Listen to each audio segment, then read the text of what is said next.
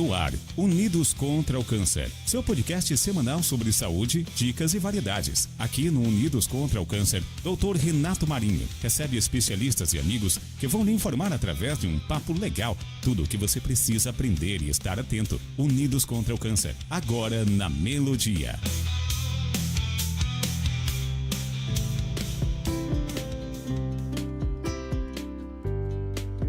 Boa noite a todos que estão nos acompanhando aí no YouTube, Unidos contra o Câncer.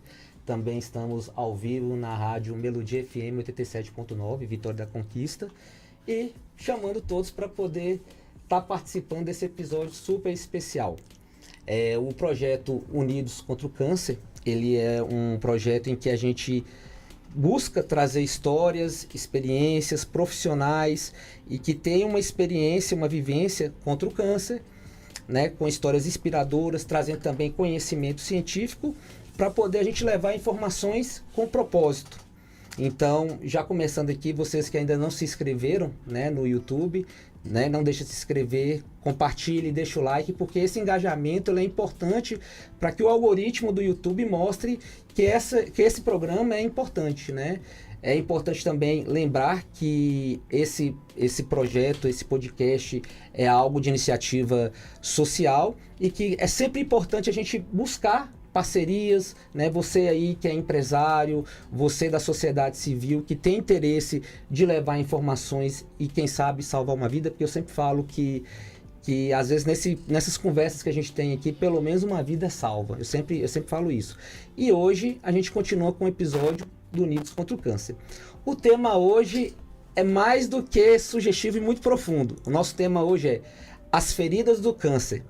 Cuidar, curar e recomeçar. E essa ambiguidade que foi de propósito combina muito bem com nossa convidada, a doutora Bianca Oliveira.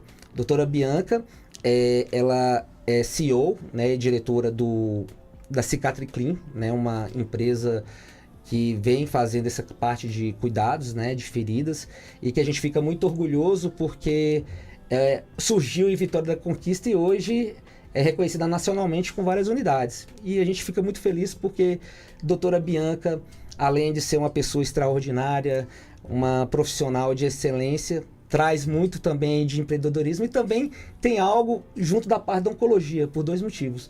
Doutora Bianca, ela é uma sobrevivente do câncer de mama, e também ela lida com a parte de feridas em geral, mas a gente, como a nossa área, é um espaço para a gente poder conversar também sobre feridas em pacientes que têm câncer, né? Tem as feridas oncológicas e também o paciente que tem um diagnóstico de câncer também está sujeito de outros tipos, né, de feridas.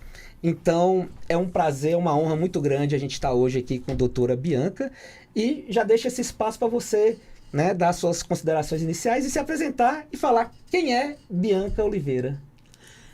Bem, boa noite a todos, né? É uma honra estar aqui. Na verdade, eu acompanho o seu projeto já há algum tempo e admiro demais, dou palminhas lá, corações, porque eu sou uma fã de médicos que levam informação. Informação com qualidade, informação com ética, com profissionalismo, com esperança, né? Então, quantas e quantas pessoas, no meu caso mesmo, quando eu tive o problema, gostaria de ouvir algumas palavras que sejam acolhedoras, né? Então, eu sempre admiro, eu estou acompanhando há muito tempo, parabéns pelo projeto. Uma das coisas que eu falei aqui é a dedicação de você fazer um projeto como esse, porque o nosso trabalho é exaustivo. Estamos aqui às 8 da noite, depois de um dia exaustivo de trabalho, e estamos só começando a semana. E poder parar um pouquinho para ajudar as pessoas é admirável. Então, parabéns. Meu nome é Bianca, né? Eu sou médica, eu estou no grupo Cicatriclin, na Hipermed. Estou também à frente agora na diretoria, junto com meu tio do Labo. Que meu pai faleceu, então a gente teve que assumir isso aí também. Estou também no Hospital SAMU, com a parte de tratamento de feridas. Tento ajudar o máximo que eu consigo. A parte de feridas, o último congresso europeu em Londres teve uma parte do congresso só de paliativismo e tratamento das feridas oncológicas não tratáveis cirurgicamente, né? Então é isso, estou aqui à disposição para você falar do que você quiser. Tanto de mim como paciente, como de mim como médico, o que você quiser. Eu estava já comentando com a doutora Bianca que dava para poder fazer 4 episódios com a doutora Bianca. Dá para poder você conversar da sua história de vida, dá para poder conversar como é que é empreender e especialmente o empreendedorismo feminino. Dá para poder conversar em relação a tratamento, né, de quem já passou por um câncer de mama. E dá para conversar também sobre cuidados em relação às feridas. Então, se por algum motivo, que eu já imagino que esse espaço, né, não vai ser suficiente, eu espero que depois ela aceite meu convite para poder retornar. Sempre. Mas, doutora Bianca, me conte aí quem era a Bianca desde quando bebezinho até pensar em medicina. Como é que é a sua história aí? Bem, desde que eu sou bebezinha até pensar em medicina foi... Assim, eu não me lembro de ser gente sem pensar em medicina. Eu nasci numa família onde minha família trabalha na área de saúde há muitos anos. Uhum. Meu avô teve 7 netos, 6 médicos e um bioquímico. Então, a medicina sempre teve muito dentro do nosso dia a dia, das conversas de família.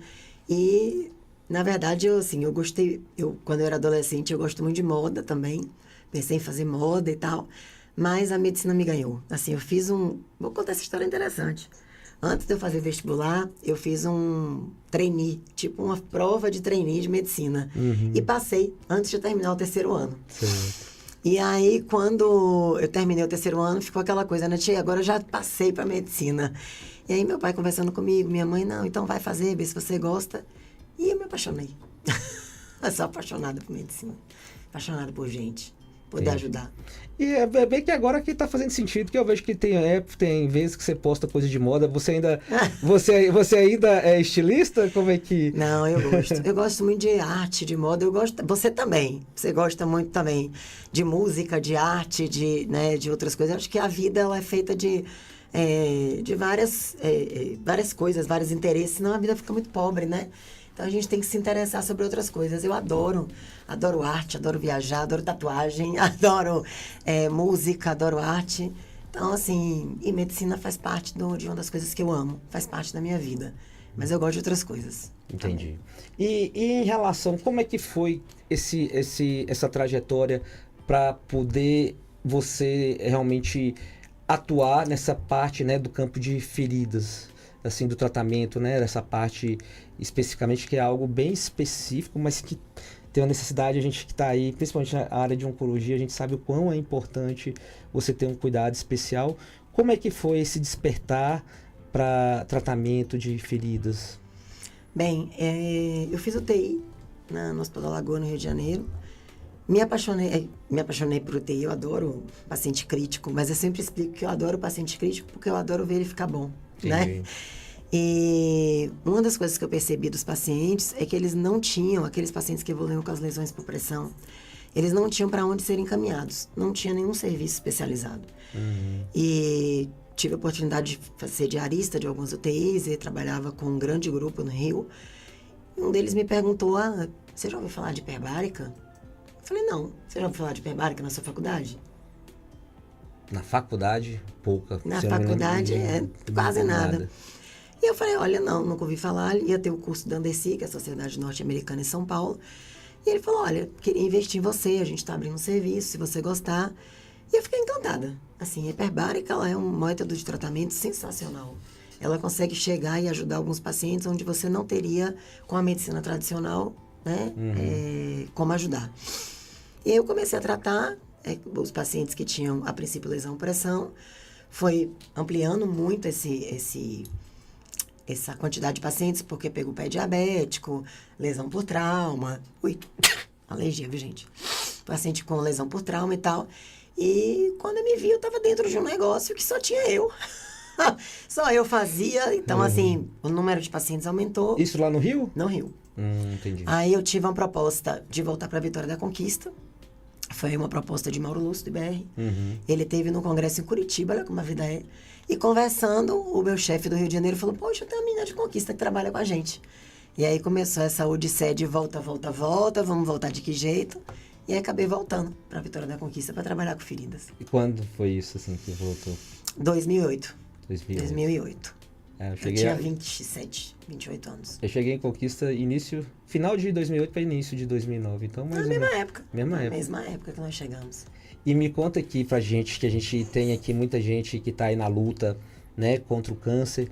Como é que foi o diagnóstico? Como é que era a sua vida? Você já trabalhava, né, como médica? Como é que foi essa questão do diagnóstico e como que isso modificou sua vida?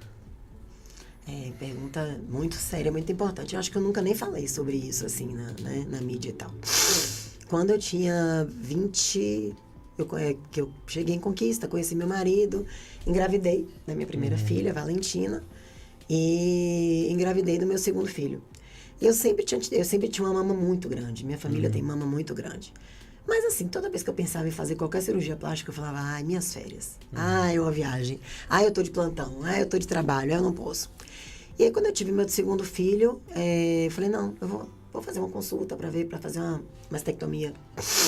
Uma mastectomia não, uma mastéria redutora. Fazer uma mamoplastia. Uma mamoplastia redutora, exatamente. E aí, fui em Felipe Magalhães, que é meu tio. E Felipe olhou, fez o exame em mim, falou, tá tudo bem, vamos marcar. Na hora que ele tava assim, pedindo a cirurgia e tal, ele falou, Bianca, você já fez algum exame de mama, algum exame de mama? Eu falei, não, nunca tinha feito nenhum exame. Eu tinha 33, né, 33 anos. A minha mãe tinha tido câncer de mama, minha tia tinha tido câncer de mama. Olha que loucura, né? Porque hoje a gente fala muito de genética, né? Naquela época, não. Quer dizer, minha tia tinha tido câncer de mama, teve câncer de ovário. Minha mãe teve câncer de mama. Uma outra prima tinha tido câncer de mama. Mas não se falava ainda de nada de genética. E aí eu fui fazer um ultrassom. Na época, eu falo que a gente trabalha tanto que a gente não tem tempo de fazer exame. Aí eu tinha uma viagem para Salvador, onde eu ia passar as férias, tipo assim, um final de semana na praia com meu marido. Eu falei, quer saber? Vou fazer essa ultrassom. Marquei, minha mãe tinha feito o tratamento na época em Salvador, com Tufi, há muito tempos atrás. E marquei lá, fui fazer, ele me examinou. Minha filha, você tá ótima, tem nada demais, pode marcar sua cirurgia e tal. E vamos fazer uma ultrassom com a minha esposa. Aí eu falei, ótimo, já vai subir, faço a ultrassom. Fiz a ultrassom, ela falou, Bianca, não tem nada aqui. Tem umas coisinhas, mas provavelmente é leite, porque eu tinha acabado de amamentar a Noa. Certo. E aí ela, tudo bem, tá liberada. Renato, eu saindo da sala, ela olhou pra mim e falou assim, eu olhei pra ela e falei, que bom que a senhora fez o diagnóstico do câncer de mama na minha mãe. Saí da sala, quando eu tô saindo, a secretária me chama. Bianca, a médica disse que pelo seu passado, pelo seu histórico, história da sua mãe, ela acha bom fazer uma punção de uma das lesões que ela viu. Aí eu falei, poxa, mas eu tô indo pra praia com minha família. Ela falou assim, não, ela faz hoje, Tufi consegue fazer hoje às 5 da tarde. Eu não sei como é que tá isso hoje em Conquista, mas naquela época, como você mesmo falou, eu acho que a oncologia de Conquista estava se estruturando, né? A mastologia, tudo, 97, 90... Não, já era um pouquinho mais, que eu já tinha 33, mas muito, muito no começo. E aí eu lembro que eu fui com minha irmã pra gente almoçar ali no Sopa. Quando eu voltei, fiz a biópsia. Viajei para um congresso em Campos do Jordão sobre tratamento de feridas. Já estava trabalhando muito, eu já tinha muito doente. Você já estava Nossa. Você já morando em Conquista? Já morando em Conquista. E já trabalhando com a parte de feridas? Já com a parte de feridas, com a hiperbárica. Eu tinha 2 hiperbáricas na época. Trabalhava com UTI, dava plantão na UTI do base, do SAMU, em todos os hospitais que a gente no começo trabalha, né? Nas UTIs de plantão. E voltei do congresso. Quando eu voltei, minha agenda estava daquele jeito. Tinham vários pacientes para serem vistos e tal. Minha mãe me liga. Falou, filha, você pegou o resultado do exame de Salvador? Eu falei, mãe, não, e não tenho tempo. Estou trabalhando, estou com a agenda cheia, não tenho condições agora. Ela falou, Bianca, pare e ligue para saber o resultado do seu exame. Aí eu falei, tá, uma hora que eu vou parar. E tava com o paciente na minha frente. Eu falei, seu fulano, o senhor me desculpa um pouquinho enquanto o senhor vai fazendo curativo aqui, eu vou ligar para Salvador, que eu fiz o exame, que a minha mãe tá aqui enchendo o saco. Quando eu liguei, a secretária dele atendeu e falou assim, doutor, tu fica falar com você. Aí eu falei, tudo bem. E nisso eu tava com o paciente na sala, tava abrindo o curativo para eu poder avaliar. Ela falou assim, ele falou, minha filha, você precisa voltar em Salvador. Aí eu falei, mas eu preciso voltar quando? Daqui um mês? Pode ser daqui um mês, 2 meses, 3 meses, tá? Né, revisão. Aí ele, não, minha filha, você precisa voltar logo, você tá com câncer. Quando eu recebi aquele diagnóstico, imagina, 33 anos, o filho com 1 ano, o outro filho com 3 anos e pouco. E quando você escuta, você tá com câncer, eu fiquei sem chão. Parece que o tempo parou. eu não escutava mais ninguém, eu não tinha chão. Eu não tinha medo de morrer, mas eu tinha medo dos meus filhos, meu marido. Minha vida estava começando, meu filho tinha 1 ano. E aí eu lembro que eu pedi licença ao paciente, eu saí da sala e liguei pro meu pai. E falei, pai, eu liguei agora pra Tufi, eu tô com câncer. Aí ele ficou mudo assim, falou, e agora? Eu falei, agora ele disse que a gente precisa ir pra Salvador. Ele falou, então pronto, vamos comprar passagem e vamos. E aí começou todo um tratamento.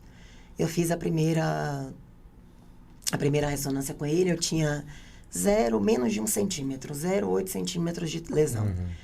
E 15 dias depois, uma das minhas melhores amigas de faculdade, a Fernanda Caparelli, não sei se você conhece, do Sírio-Libanês. Não conheço. E Fernanda falou, para, vem aqui que eu quero te ver, eu sou sua amiga, vamos ver o que aconteceu. Nisso eu tinha feito uma nova biópsia para histopatologia. Renato, 15 dias de diferença. Quando eu repeti a ressonância, na ressonância veio um tumor já de 2,5 centímetros. Quer dizer, em 15 dias ele... Não sei se por conta de uma nova abordagem, se teve uma questão inflamatória, você sabe melhor do que eu. Mas eu, como médica, sabia da diferença de um prognóstico, de uma lesão com 1 centímetro, uma lesão com... E só de perceber essa diferença de aumento tão rápido, a pessoa já liga o alerta, né? Ainda mais nós que somos médicos, mesmo na minha época tinha a questão de tamanho de tumor que mudava o prognóstico. Não sei nem se mais isso existe. Continua. Então, aquilo me chocou muito, né? Ela falou, Bianca, vamos parar e vamos operar isso para ontem. Sei. A indicação, por conta da história da minha mãe, mesmo sem exame, ainda genético, o BRCA que eu fiz depois, foi a mastectomia radical. Então, eu fiz a mastectomia radical, tive uma decência de sutura, que eu fiz um hematoma agudo, quer dizer, tudo acontece com CRM positivo. Tive a ferida, tive que fazer hiperbárica e tudo. E aí veio o diagnóstico do triplo negativo, já com a micrometástase em axila. E eu acho que eu tive a seguinte visão, vamos tratar, e vamos ficar boa e vamos tratar. Fiz quanto tempo mesmo? São 6 meses, né, de químio, né? Geralmente 6 meses. Que horrorosa. Aquela químio do começo, Jesus.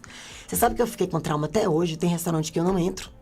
Por quê? Você fala de náuseas? Quando eu tava fazendo a químio, porque assim, eu fazia a químio e aquela questão da náusea, assim, ninguém me explicava mais ou menos como era. Então, a primeira químio que eu saí normal. E aí quando eu cheguei pra comer, que eu tô comendo, veio o sintoma. Ver aquele cheiro forte também do alimento. Nossa, e foi horas depois, assim, da químio, né? Então, eu não esperava aquilo. Mas eu fiquei com horror. Se eu falar agora, eu enjoo. Um tal de almenara lá em São Paulo, que é comida árabe. Eu não consigo passar na porta. E aí, fiz a químio. Depois eu tive que fazer a rádio, que não tinha Conquista. Agora nós temos, né? Entendi. A radioterapia. Temos, não temos? Temos a radioterapia. Tive que morar em Salvador 1 ano. Mais 8 meses, porque a rádio é um tempo também, né? E aí tem as sessões e tudo mais. Tive que levar minha família, meus filhos pra lá, pra poder ficar um tempo. Olha que maravilha você ter isso em Conquista. Tinha mudado 1 ano da minha vida. E eu não tive como fazer a reconstrução imediata. Então eu fiquei 8 anos sem mama. Teve aquela questão, né? Da decência. A decência, pra quem não sabe, é a ferida que não fecha, né? Então eu tive a decência. E na outra mama eu fiz a rádio por conta da micrometástase. Então, o que acontece? Eu tinha colocado aquela prótese que você ia... O expansor. O expansor que você ia... Mas já era um expansor com prótese, certo. Que eu acho, né? Que você ia expandindo ali. E o que aconteceu? Por conta da rádio, o expansor não expandia. Porque a pele mudou. E aí, eu tive que conviver com isso. A mama da mulher tem um papel muito importante, né? Eu não sei nem te explicar, da sua identificação. Da sua identidade. Então, ficar sem mama, e de um lado eu fiquei, porque eu tive que tirar a prótese por conta da aplicação, então eu não tinha nada, eu tinha costela. E do outro lado eu tinha um expansor, então nem igual era uma coisa horrorosa. E aí a importância da família. Meu marido foi sensacional. Meus filhos hoje nem lembram o que aconteceu. E eu foquei, eu não posso parar, eu vou trabalhar, eu vou ajudar as pessoas, eu vou fazer o que eu posso. Mas realmente, depois do tratamento, a ficha começa a cair. Eu pesei 94 quilos. Não sei se você pode falar se tem alguma coisa a ver com o tratamento, talvez corticoide, alguma coisa. Pode acontecer corticoide.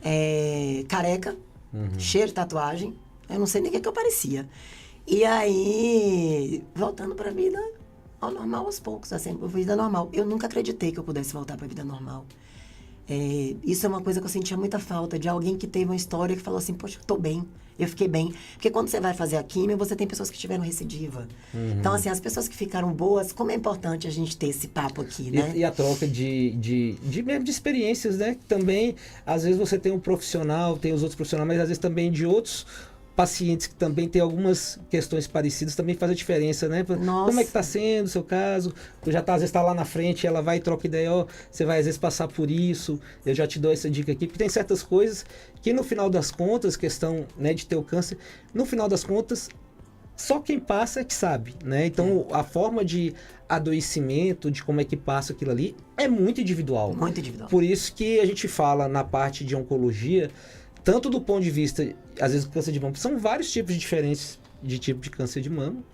E a forma de como a pessoa vai lidar, e essas são as características sociais, as características biológicas, as características psicológicas, isso tudo torna realmente o paciente único. Aí, considerando a parte genética, que entra outro lado, que realmente a forma de adoecimento ela é muito individual.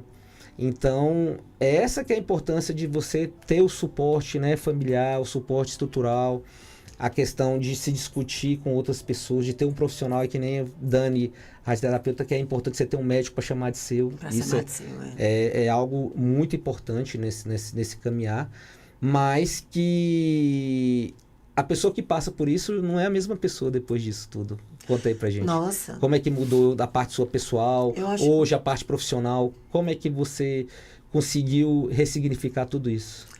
Olha, a parte pessoal, eu aprendi uma coisa que eu falo que eu fui uma privilegiada, sabia? Eu acho que só quem tem câncer entende isso. Pelo seguinte, problema pra mim hoje é morte. O resto não é problema. Problema é a ausência de saúde. É uma pessoa que tem um câncer, que tem que tratar, é uma pessoa que está internada num leito de hospital. O resto não é problema. Não é problema. Então, isso é uma coisa de só quem passou por uma situação dessa que você consegue entender como a vida é bonita. Me perguntaram esses dias, acho que foi minha terapeuta, né? Que acho que a terapia é super fundamental nisso. Ela falou assim, você é feliz? Eu falei, sou. Aí ela falou assim, você é feliz? Eu falei, sou. Ela, qual o percentual de sua felicidade hoje? Eu falei, 90%. Aí ela me olhou e falou assim, você é feliz todo dia? Eu falei, todo dia. Não o dia inteiro, mas todo dia. Certo. E depois teve a questão, Renato, que eu não sei como é que tá hoje, porque depois eu tive que tirar o ovário. Então, logo quando eu acabei o tratamento de químio, rádio, eu voltei pra Conquista, fiz uma ultrassom cadete.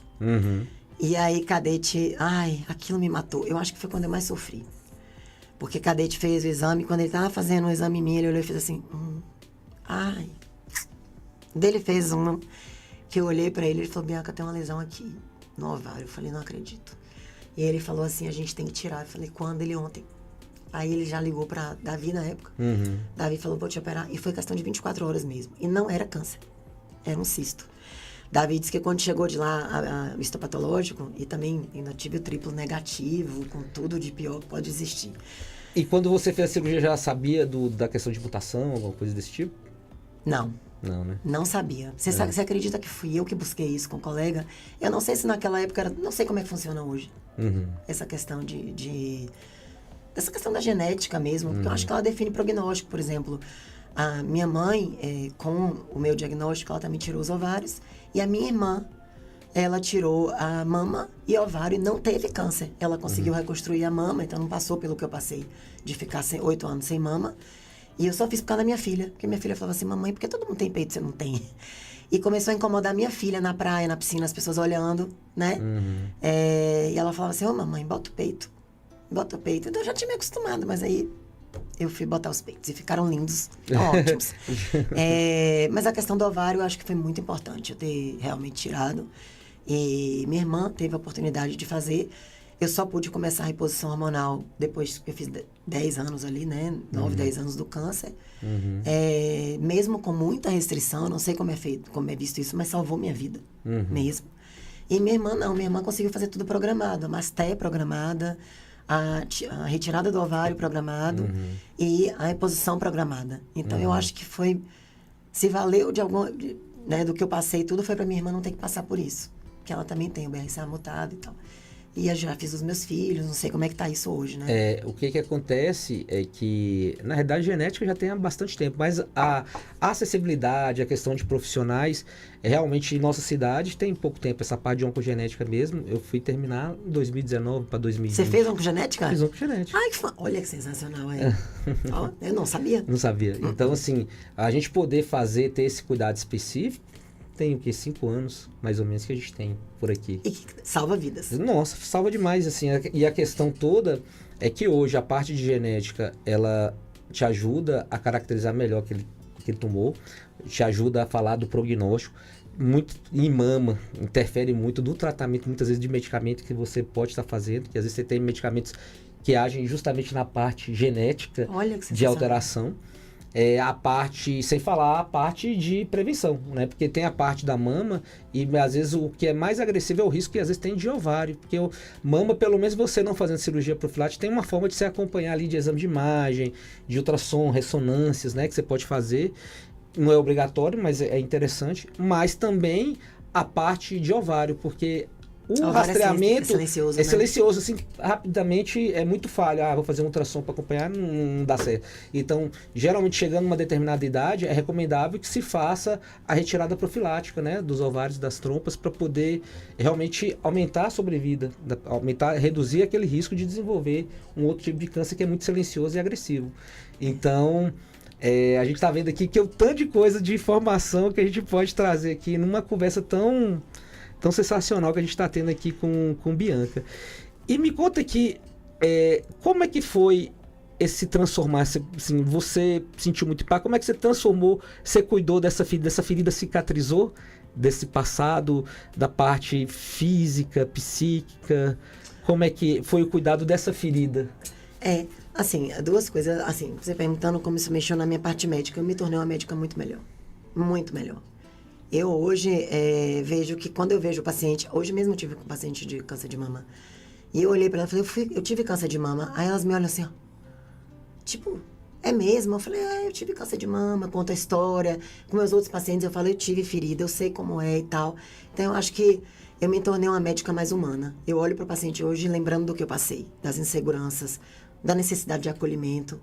E também eu arrumei algumas brincadeiras ao longo do caminho, porque quando eu falava sobre isso, eu falava, eu tenho um BRCA mutado e tal. O que é isso? Eu falava, só mulher bonita pode. Você vê Angelina Jolie? Eu falava a mesma coisa. Aí todo mundo já ia...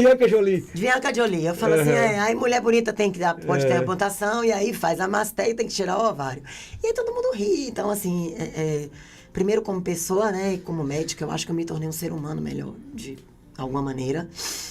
Porque a gente passa por isso. E quando você passa é diferente. E em relação às feridas, eu acho que as feridas, elas se curam, mas deixam cicatriz.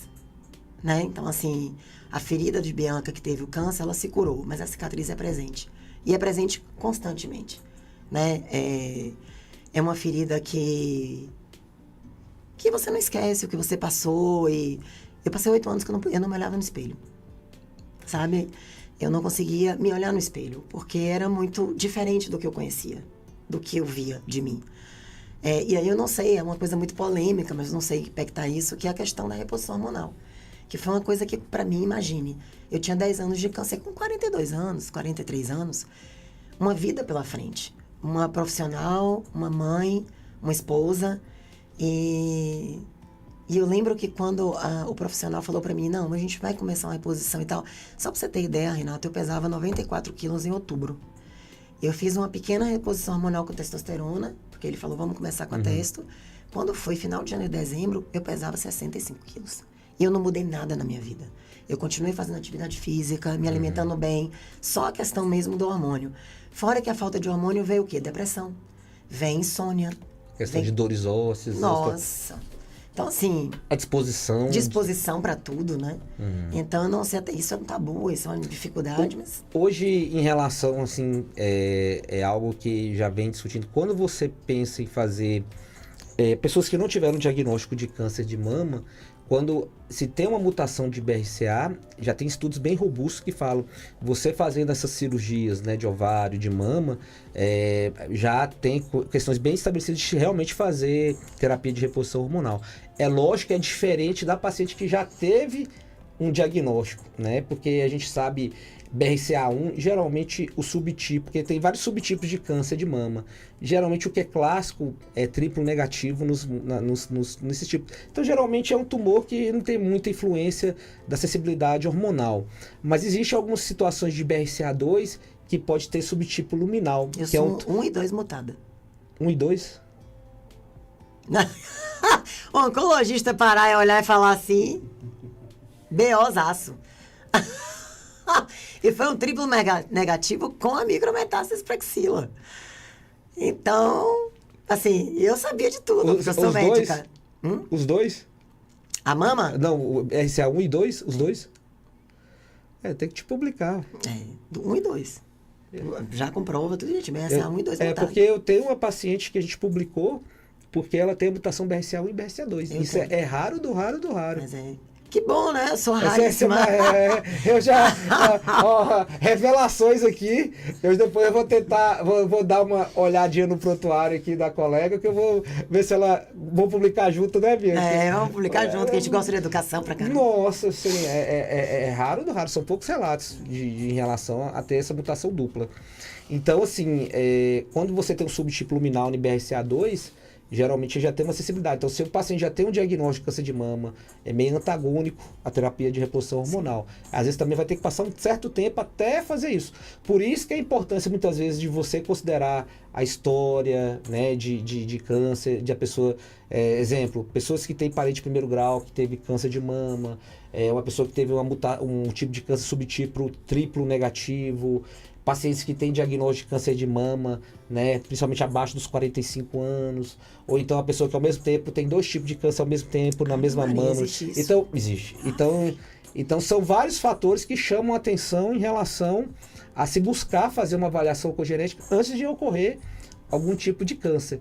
Mas o caminhar hoje da prevenção, eu imagino que há algum tempo a maioria das pessoas, mesmo não tendo uma história pela mudança que tem, chegando no ponto que vai ter mais disponível, se imagina que esses exames de prevenção, de avaliação, acho que vai ficar cada vez mais se expandindo. E a gente que está aí nos protocolos, eles vão cada vez mais ampliando as possibilidades de se indicar uma avaliação oncogenética e se discutir de fazer algum tipo de teste genético. Isso que eu acho interessante, assim, como estão hoje os protocolos falando de avaliação oncogenética na população normal? Não, então, na população, como a questão de risco. Então, hoje, quando a gente considera câncer de mama, então, uma pessoa que já tem um histórico, né, de um parente de primeiro grau, né, em relação a ter diagnóstico de câncer de mama, ou então uma mulher que tem um câncer de mama, né, abaixo dos 50, 45 anos, já é algo que já deveria fazer uma avaliação. Um paciente com um diagnóstico de triplo negativo, histórico de, às vezes, uma ascendência judia, né? A gente fala população askenazi, pacientes que têm um diagnóstico ao mesmo tempo de um tumor, ao mesmo tempo 2 tumores na mesma mama ou tumores contralaterais. Então, uma pessoa que teve um diagnóstico de câncer de mama e passou um tempo, surgiu um outro câncer de mama. Ou então, uma pessoa que tem diagnóstico de câncer de ovário, exemplo. Uma história de câncer de ovário, por si só, já é algo que já tem que fazer avaliação oncogenética. Cerca de 20% das mulheres que têm diagnóstico de câncer de ovário, 20% muitas vezes é uma mutação transmitida de forma hereditária. Então, essa ampliação, hoje existe esses protocolos, a gente segue muito os protocolos do NCCN, mas vai chegar um ponto que vai cada vez mais ampliando. Então, um exemplo, acontece de vir muitas vezes paciente comigo, que ela está ali para poder olhar uma terapia de reposição hormonal, e aí o colega ginecologista às vezes sabe de uma história familiar de parente de primeiro grau, e às vezes nem vê essa paciente que teve diagnóstico, você vê essa pessoa que está pensando em fazer terapia de reposição hormonal, mas que o ginecologista, para ter uma precaução, às vezes já encaminha para poder fazer uma avaliação de preventiva e fazer, né, uma avaliação oncogenética para poder saber se essa terapia de reposição hormonal vai ser mais segura. Então já tem umas situações que vai expandindo caso a caso em relação ao paciente. Mas é um mundo de informações. A questão câncer de mama, a gente hoje tem pessoas hoje que está oncologia que trabalha só com essa parte de câncer de mama. Então, é algo, um conhecimento... Tipo uma subespecialidade? É uma subespecialidade. Igual a oncogenética, uma subespecialidade dentro da parte de oncologia. E me conta aqui, como é que foi, a gente entrando na parte do cuidado de feridas, como é que foi o surgimento da Cicatriclin? Como é que foi esse caminhar que, assim, eu só fico acompanhando e vejo que Cicatriclin daqui a pouco tá fora do Brasil. Já tá fora do Brasil? É Buenos Aires, a gente vai indo para Portugal agora e Angola. Conta pra gente essa evolução aí, um fio da meada, porque não tinha Cicatriclin quando você passou por isso, tinha ainda? Não. Como é que foi? Não, tinha, assim, não chamava Cicatriclin, mas eu já tinha uma clínica de feridas já. Sei. E como é que foi esse andar, como é que tá já entrando nessa parte aí de empreendedorismo, de evolução, na parte sua de atuação, como é que foi? Eu sempre falo que, assim, ser um bom profissional é a base de qualquer coisa, né? Você ter conhecimento daquilo que você faz. Então, eu sempre tive uma preocupação muito grande de estudar muito, de saber o que eu estava aprendendo, porque a parte de tratamento de feridas, ela, no Brasil, nem sequer é uma subespecialidade. Em alguns países é. Não é uma área de atuação. Nenhuma área de atuação, mas em alguns países é. Tipo, eu visitei alguns centros lá em Amsterdã, que tem um cara de pé que faz, que parece que lá tem. Estados Unidos tem uma subespecialidade dessa parte de tratamento de feridas. E eu me apaixonei por isso, comecei a me dedicar para entender, para poder estudar cada vez mais e poder atender de maneira adequada. E comecei a me acompanhar o que tinha de novo no Brasil e no mundo, né? De tratamento de feridas. E eu também acho que eu dei muita... Assim, quando eu falo assim, nossa, mas como a Cicatriclin cresceu e tão rápido? Eu tive uma preocupação, óbvio, de que crescesse com muita qualidade. Então, a gente fez a certificação ONA. Foi a primeira clínica do Brasil de tratamento de feridas a ter ONA e a quarta de medicina hiperbárica, pra você ter ideia. Quase que eu tive um infarto na época. Eu até dou precordial, mas a gente conseguiu. Para ter a validação dos protocolos e tal.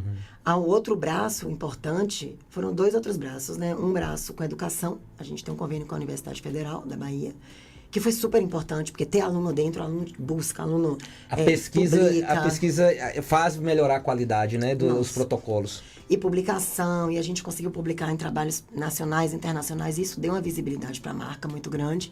E o braço social também, que fez parte e faz parte da empresa desde que eu montei, né?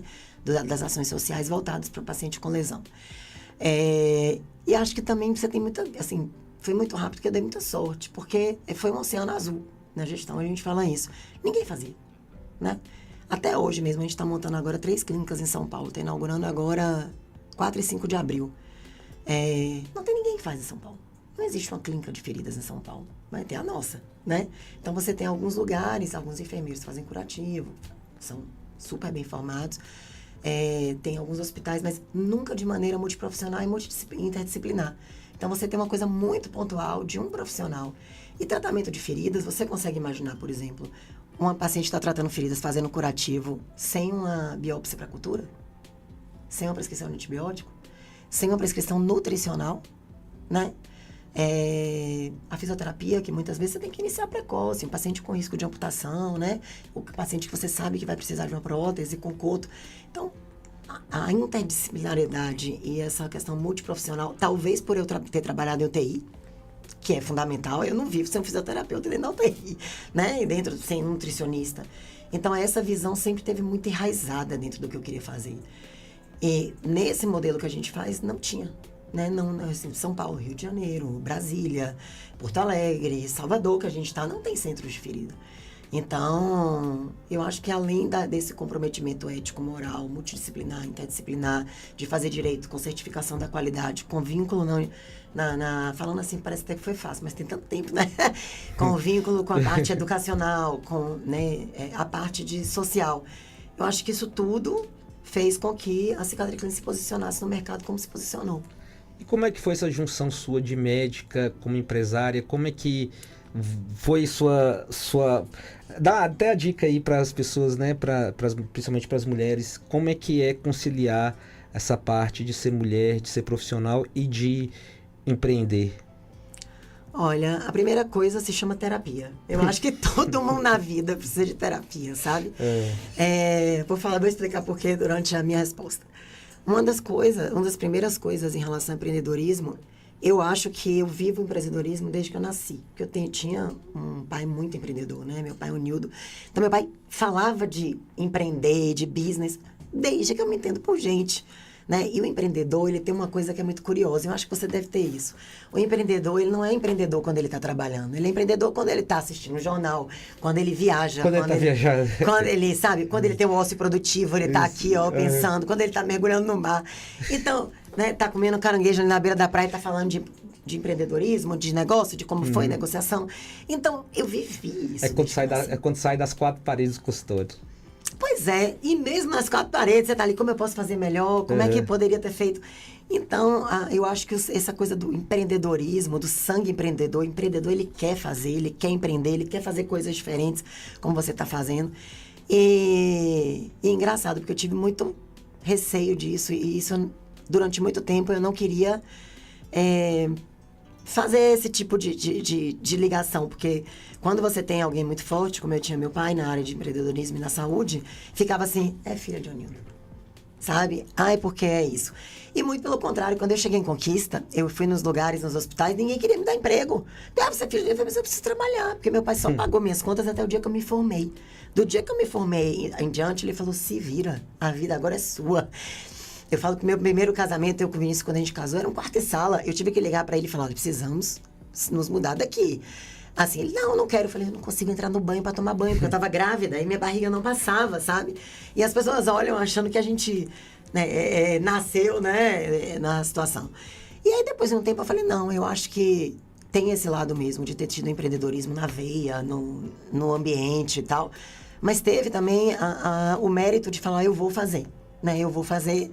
E eu lembro, eu brincava muito com meu pai, porque quando eu contei pra ele o que eu ia fazer, ele olhou pra mim e falou assim, claro que isso não vai dar certo. Bianca, você também isso não vai dar certo, isso nunca. E aí, antes dele morrer um pouquinho, ele me ligava os amigos dele, porque o Nilton falou que eu tô querendo empreender do seu negócio. Aí eu ligava pra ele, vendendo o meu negócio pra mim, hein? Então, também tem isso no empreendedor, de você acreditar no que você faz e na sua ideia, né? Mas queira também que o Nilton também, ele... Até essas falas, essa forma de criação, fez também criar um senso de responsabilidade e também de empreendedorismo, não foi? Pra você? Com certeza, porque se vira nos 30. E aí eu tinha uma maneira de me virar, que era trabalhando, mas sempre olhando assim, poxa, eu podia fazer isso, poxa, isso ia ser legal, sabe? E minha irmã, a mesma coisa, né? Ela é neuro, mas como tem a clínica dela e tal, neuroped. Então, agora, eu acho que é coisa do empreendedor, Renato, assim, meu pai morreu e eu fiquei péssima, obviamente, e tá ajudando na questão da diretoria no lab, na gestão e tal. Eu fiquei louca enquanto eu não inaugurei o PET. Meu tio falou pra mim assim, não tem como. Já tentamos de todo jeito, eu falei, tem. Nem que eu fale com o Papa. E aí, vou pra Secretaria de Saúde, vou pra... tudo que você puder imaginar, com a Gol, com a ANAC, até a gente conseguir. Teve então, essa questão da logística. Da logística, porque é impossível, a logística era impossível. Eu falei, nada é impossível, até ser feito. Então, isso é coisa do empreendedor. E aí as coisas vão acontecendo, assim, as pessoas acham que você resolveu empreender e deu certo. Não. A vida é igual um eletrocardiograma, ela vai em cima, ela vai embaixo, ela vai em cima, ela vai embaixo. E você vai acreditando e ajustando aquele projeto de vida que você tem, né? E por que eu falei da terapia? Estava conversando com uma colega médica agora. Ninguém consegue ser tudo. E você tem que ser o melhor que você pode ser no que você é, né? Então, com os meus filhos, por exemplo, eu criei os meus filhos, eu estava falando que eu nunca consegui buscar um filho na escola. Eu nunca consegui ir para uma apresentação do Dia das Mães. Então, eu criei meus filhos dizendo assim, eu sou a melhor mãe que eu posso ser, né? Então, eu estava trabalhando. E meu trabalho é um comprometimento com o ser humano. É alguém que está esperando para eu atender. Eu não tenho como chegar e falar, você está me esperando aqui, mas tem um negócio da minha filha, eu lhe vejo semana que vem. Não tenho como fazer isso. E, ao mesmo tempo, graças a Deus, meus 2 filhos são super estudiosos, super do bem e loucos para fazer medicina. Então, nem trauma tem. Entendi. Então, acho que foi isso, assim. Foi tentando fazer por isso da terapia. A terapia, ela vai lhe mostrando também que não dá pra ser tudo e que você pode ser tudo, mas o melhor que você pode entregar. Então, é como você falou, a experiência de vida de cada um, seja na medicina, seja no empreendedorismo, é muito individual, né? E com meu marido, a mesma coisa. Eu sou a melhor esposa que eu posso ser. Mas não me impeça de ir pra um congresso que eu não vou ficar com... Entendi. Sabe, assim, e de fazer networking, então... acho que é sobre isso, é tentar ser o melhor que você pode ser em tudo que você faz. E para os pacientes que a gente vem acompanhando, como é que é o cuidado, né, entrando no campo dessas feridas tumorais, oncológicas? O que tem de diferente? O que você poderia passar de informações assim desse cuidado? Porque às vezes a gente tem profissionais, até a gente como profissional, às vezes a gente percebe que é muito negligenciado esse cuidado, né, mais assim multidisciplinar e com bastante propriedade. Por que é negligenciado? Porque é tão pouco essa questão do conhecimento? E o que tem de específico, assim, de cuidar desses pacientes que têm câncer em relação às feridas? Olha, às vezes me impressiona. Eu vou fazer uma palavra que às vezes ela é mal interpretada. Ignorância. Ignorância é falta de conhecimento. Não é nenhum tipo de, né, de xingamento nem nada. Mas, por exemplo, você tem um paciente oncológico. Eu já tenho um cirurgião oncológico que me manda assim, Bi, vou operar, a área assistência é essa. O que eu posso fazer para essa paciente? Então, a gente já entra no centro cirúrgico com a programação. Porque hoje em dia você tem vários produtos, várias questões. Você tem substituidor de derme, de tecido, né? Até porque provavelmente é um paciente que você vai operar e vai precisar irradiar. A cicatrização de paciente irradiado é outra, né? Então, tem médicos, por exemplo, assim, no pós-operatório, a gente consegue hoje, em pós-operatório de uma paciente que demoraria 3, 4 semanas para se recuperar, a paciente em uma semana está jogando bola para começar o tratamento, né?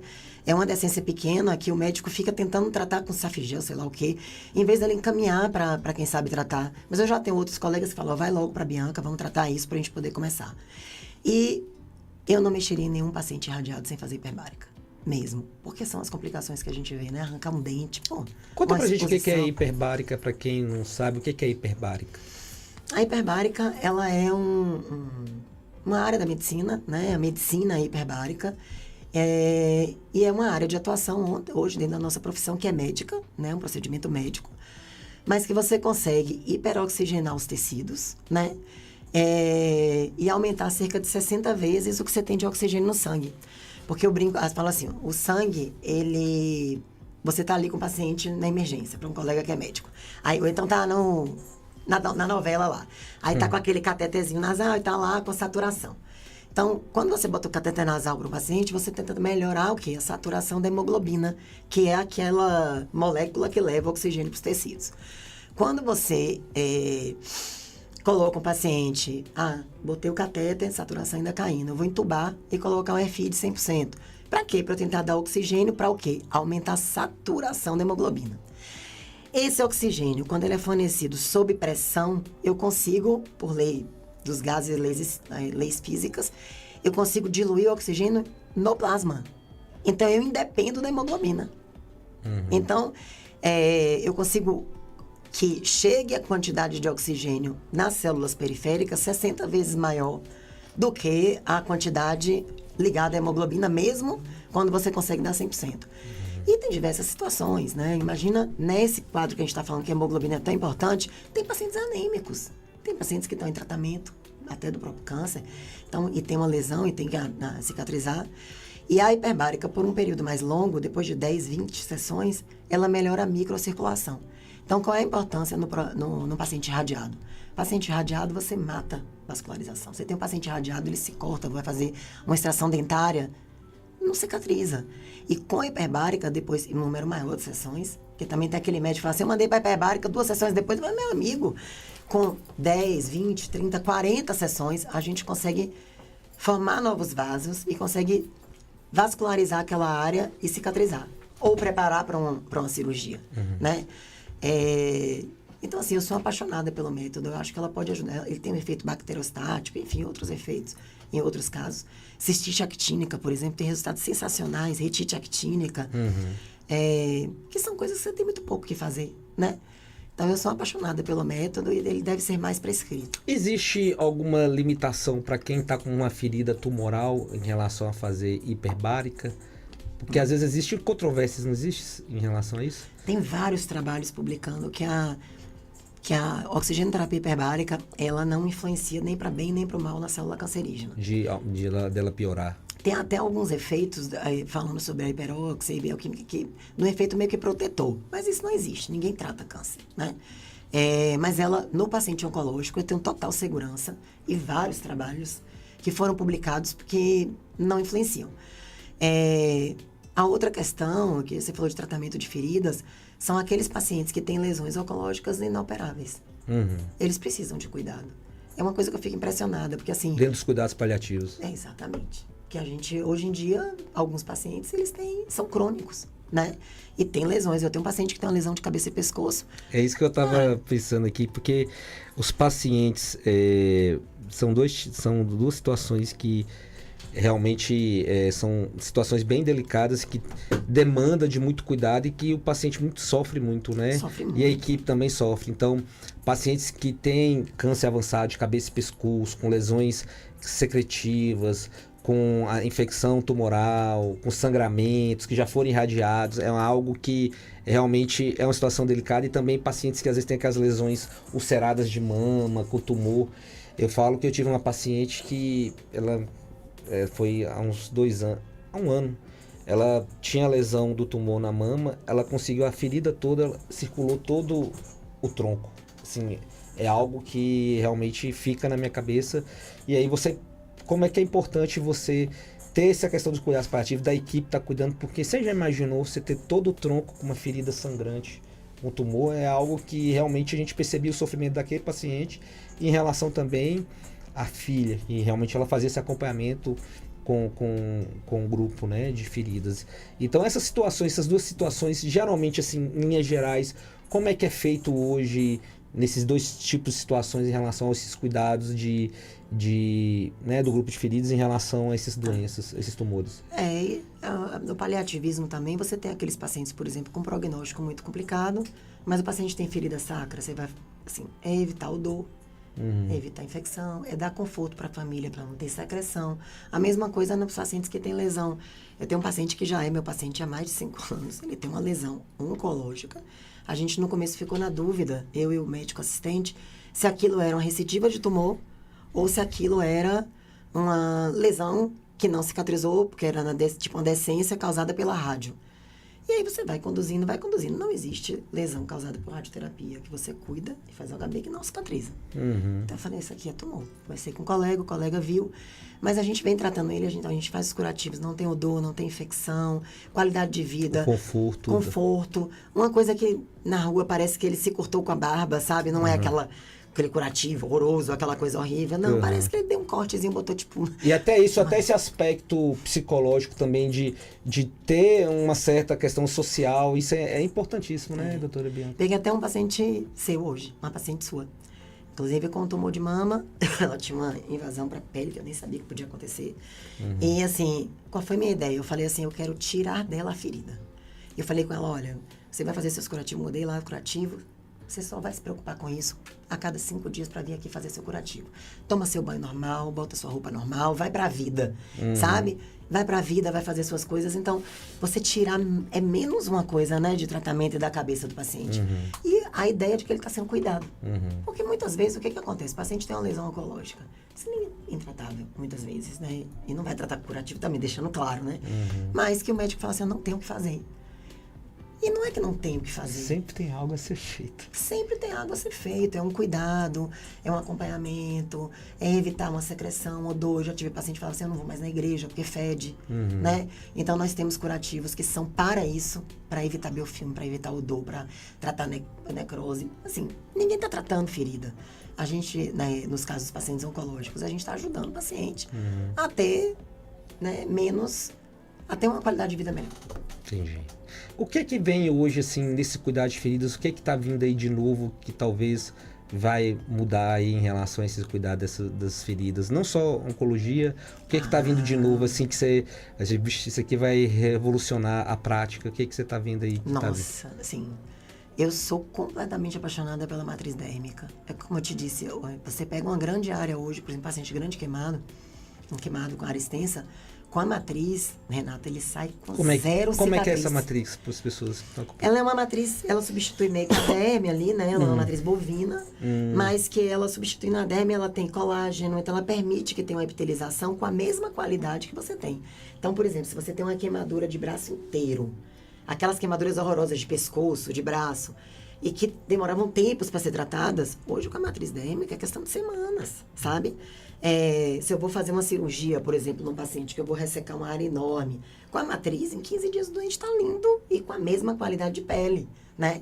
Então, assim, tem muita coisa. A própria terapia de pressão negativa, que é sensacional, não na ferida oncológica, obviamente. Nem quando você tem suspeita, né? O paciente operou. Vamos olhar a margem é livre, não é, mas a gente sempre evita, porque a terapia de pressão negativa, ela estimula muito a célula, né? Agora, seria para as decências, seria interessante, hein? Decência é lindo. Decência é você pegar uma decência... Eu tinha um paciente jovem que estava com a decência, ele tinha feito uma cirurgia retirou a adrenal, tinha um feocromostoma jovem, acho que ele tratou contigo.